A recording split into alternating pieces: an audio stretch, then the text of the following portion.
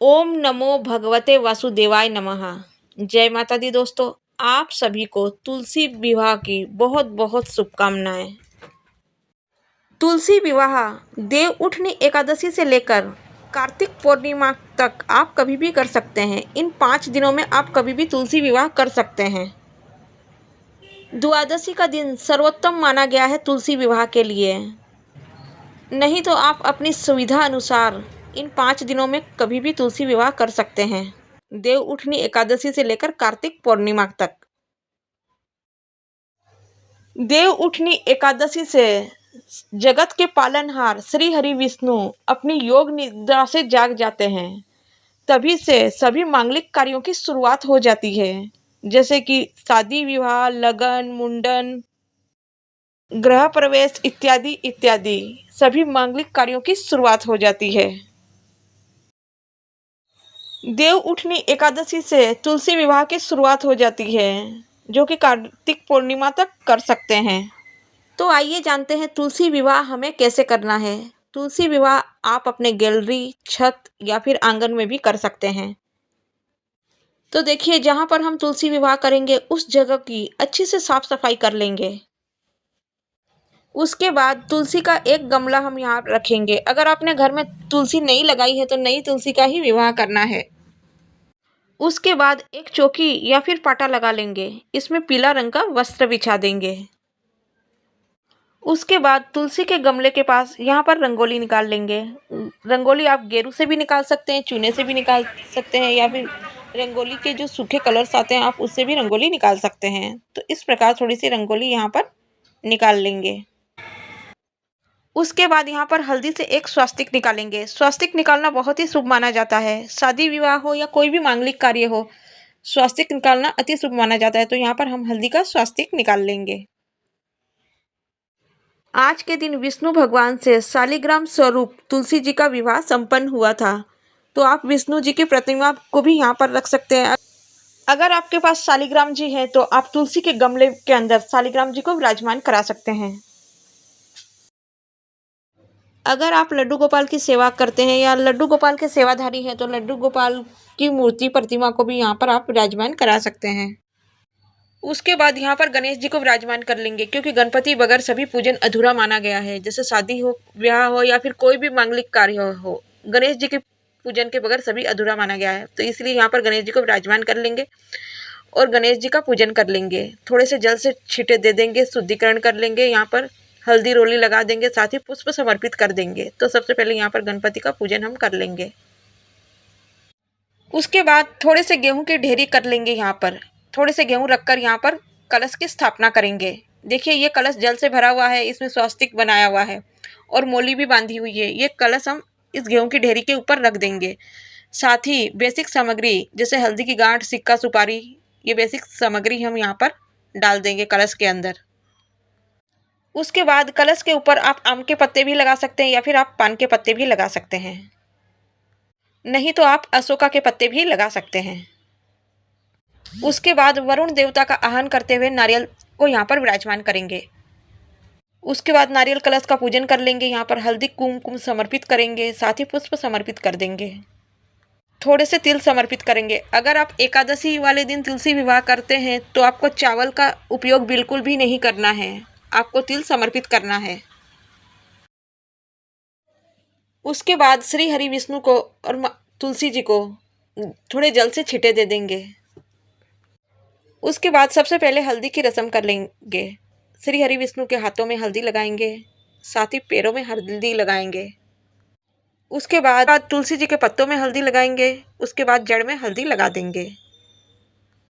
उसके बाद मेहंदी की रस्म करेंगे। तो सबसे पहले श्री हरि विष्णु जी के हाथों में मेहंदी लगा देंगे और चरणों में भी मेहंदी लगा देंगे।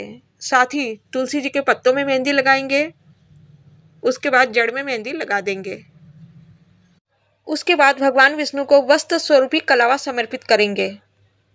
तुलसी जी को भी कलावा समर्पित करेंगे वस्त्र के रूप में। साथ ही लाल रंग की चुनरी ओढ़ा देंगे। आप विवाह लगन में पीली या फिर हरी चुनरी भी ओढ़ा सकते हैं। उसके बाद श्री हरि विष्णु को रोली हल्दी से तिलक कर देंगे, साथ ही तिल समर्पित कर देंगे। तुलसी जी को भी रोली से तिलक करेंगे, साथ ही हल्दी से तिलक कर देंगे, साथ ही तिल समर्पित कर देंगे, साथ ही जयमाला पहना देंगे। विष्णु जी को समर्पित करके तुलसी जी को जयमाला पहना देंगे और तुलसी जी को समर्पित करके विष्णु जी को जयमाला पहना देंगे। इस प्रकार जयमाला की रस्म पूर्ण हो जाती है। उसके बाद तुलसी महारानी को सुहाग की सामग्री अर्पित करेंगे। चूड़ी, मेहंदी, काजल, बिंदी, साथ ही सिंदूर। आप इससे ज़्यादा भी ले सकते हैं सुहाग की सामग्री, इससे कम भी ले सकते हैं। उसके बाद भोग प्रसाद अर्पित कर देंगे। मेवा मिठाइयों का भी आप भोग प्रसाद अर्पित कर सकते हैं, साथ ही ऋतुफल अर्पित कर देंगे। जो भी सीजनेबल फल आ रहे हैं वो आप अर्पित कर सकते हैं, जैसे सीताफल है, एप्पल है या फिर केला है। जो भी सीजनेबल फल आ रहे हैं वो आप अर्पित कर सकते हैं। उसके बाद 5 या फिर 7 दीपक लगा लेंगे। आप इससे ज़्यादा भी लगा सकते हैं, आप इससे कम भी लगा सकते हैं। उसके बाद पूजा स्थल को अच्छे से फूलों से सजा देंगे। उसके बाद यहाँ पर हम गठबंधन करवा देंगे। एक कलावा लेकर श्री हरि विष्णु जी की प्रतिमा से लेकर तुलसी जी की टहनी तक लेके जाएंगे और इस तरह से गठान बांध देंगे। तो इस प्रकार गठबंधन पूर्ण हो जाता है। तो इस प्रकार से गठबंधन करवा देंगे। साथ ही दक्षिणा समर्पित कर देंगे। विवाह पूजन में रह गई जो कमियों को पूरा कर देता है, तो यहाँ पर दक्षिणा रख देंगे। उसके बाद एक थाली में दीपक रखकर और थोड़े से पुष्प रखकर यहाँ पर आरती दिखा देंगे। 5 या 7 बार इस तरह दीपक को घुमाकर यहाँ पर आरती दिखा देंगे। उसके बाद यहाँ पर परिक्रमा कर लेंगे, 7 परिक्रमा कर लेंगे। आप शालिग्राम को हाथ में लेकर भी परिक्रमा कर सकती हैं, नहीं तो आप इस तरह ऐसे भी परिक्रमा कर सकती है। फूल हाथ में लेकर भी आप परिक्रमा कर सकते हैं, फूलों का छिड़काव करते हुए भी। परिक्रमा करने का मतलब ये हुआ कि तुलसी जी के साथ श्री हरि विष्णु स्वरूप शालिग्राम जी का विवाह संपन्न हुआ। तो इस प्रकार फूलों का छिड़काव करते हुए 7 परिक्रमा कर लेंगे, नहीं तो आप शालिग्राम जी को हाथ में लेकर भी परिक्रमा कर सकते हैं। परिक्रमा पूर्ण होने के बाद हाथ जोड़कर क्षमा याचना करेंगे। जो गलतियां हो गई है उसके लिए क्षमा याचना करेंगे। तो फ्रेंड्स, इस तरह हो जाता है बिल्कुल सरल विधि से तुलसी विवाह संपन्न। तो आपको ये सरल विधि कैसी लगी मुझे कमेंट करके ज़रूर बताइएगा। अगर ये सरल विधि तुलसी विवाह की अच्छी लगी तो प्लीज़ वीडियो को एक लाइक कर दीजिए। अगर आप चैनल पे नए हैं तो सब्सक्राइब कर लीजिए, ताकि अगले वीडियो की नोटिफिकेशन हम आपको दे सकें। घर पे तुलसी जी का विवाह सभी को कराना चाहिए। तुलसी विवाह कराने से घर में सुख, समृद्धि, वैभव और लक्ष्मी की प्राप्ति होती है। तुलसी विवाह कई लोग सुबह करते हैं तो कई लोग शाम को करते हैं। ज़्यादातर लोग तुलसी विवाह शाम को करते हैं। अगर आप सुबह कर रहे हैं तुलसी विवाह तो भी इसी प्रकार आपको करना है, रस्म यही निभाई जाएगी। अगर आप शाम को कर रहे हैं तो इसी पद्धति से आपको तुलसी विवाह करना है। तुलसी विवाह की चौकी दूसरे दिन उठाई जाती है। पहले कलश को हिला लेंगे। कलश का जल जो है वो पेड़ पौधों में डालना होता है, और ये जो पत्ते हैं और ये नारियल है ये किसी को भी दे देना पड़ता है, या फिर आप जल विसर्जन भी कर सकते हैं। साथ ही ये जो भोग प्रसाद है ये स्वयं ग्रहण करना है परिवार के सदस्यों के साथ, और बचा हुआ भोग प्रसाद सभी लोगों में बांट देना है। उसके बाद ये जो सुहाग की सामग्री है आप ये खुद भी यूज़ कर सकती हैं, या फिर किसी और को आप ये सुहाग की सामग्री दे सकती हैं। अगर आप किसी और को दे रहे हैं तो पूरी सुहाग की सामग्री आपको नहीं देना है। इसमें से कुछ सुहाग की सामग्री खुद के लिए रखना है, क्योंकि पूरी सुहाग की सामग्री देना ठीक नहीं है। इसलिए कुछ कुछ सुहाग की सामग्री आप खुद रख लीजिए।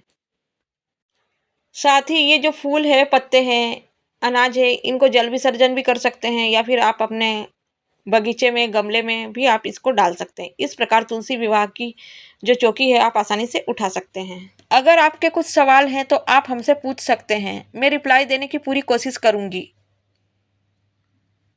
देव उठनी एकादशी से लेकर आप कार्तिक पूर्णिमा तक इन 5 दिनों के अंदर आप कभी भी तुलसी विवाह कर सकते हैं। देव उठनी एकादशी के दिन श्री हरि विष्णु 6 महीने की योग निद्रा से जागते हैं। उसी दिन से सभी मांगलिक कार्य की शुरुआत हो जाती है। जैसे शादी, विवाह, मुंडन, सगाई, गृह प्रवेश या फिर अन्य कोई भी मांगलिक कार्यों की शुरुआत हो जाती है। नहीं तो आप बारस के दिन, जो सर्वोत्तम दिन माना गया है, बारस के दिन भी आप तुलसी विवाह कर सकते हैं। अगर एकादशी के दिन तुलसी विवाह कर रहे हैं तो आपको चावल का उपयोग नहीं करना है और ना ही तुलसी के पौधे में जल देना है, क्योंकि तुलसी निर्जला व्रत करती है एकादशी के दिन, इसीलिए तुलसी के पौधे में जल नहीं देना चाहिए। तो अगर आप एकादशी के दिन तुलसी विवाह कर रहे हैं तो इन बातों का जरूर ख्याल रखें। साथ ही एकादशी के दिन आपको चावल का उपयोग नहीं करना है पूजन में, सफ़ेद तिल का ही उपयोग करना है। बाकी दिनों में आप तुलसी जी को जल भी दे सकते हैं और चावल का उपयोग भी आप कर सकते हैं, लेकिन एकादशी वाले दिन आपको ऐसा नहीं करना है। इस तरह 5 दिनों के अंदर कार्तिक पूर्णिमा तक आप कभी भी तुलसी विवाह कर सकते हैं। और हम महिलाएं 30 त्योहार कैसे मनाती है घर पे, यही सब देखने के लिए हमारे चैनल को सब्सक्राइब कीजिएगा। आप सभी पर श्री हरि विष्णु और माता तुलसी की कृपा सदा सर्वदा बनी रहे, इसी मनोकामनाओं के साथ मिलती हूँ नेक्स्ट वीडियो में। जय माता दी। हर हर महादेव, हर हर महादेव।